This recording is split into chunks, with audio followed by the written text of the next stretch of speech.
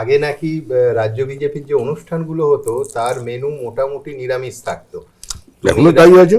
কেন এখন অনেক নিজস্ব রাজ্য বিজেপি প্রোগ্রামে আমি শুনলাম যে আমিষ ইন্ট্রোডিউসড হয়েছে। আগেও হয়েছিল, তাই? পয়সা কম থাকতো আচ্ছা, তখন, ওর জন্য নিরামিষে এখন পয়সা বেড়েছে। হ্যাঁ, দল বেড়েছে, দলের পয়সা অবশ্যই বেড়েছে, আমরা তো অস্বীকার করছি না।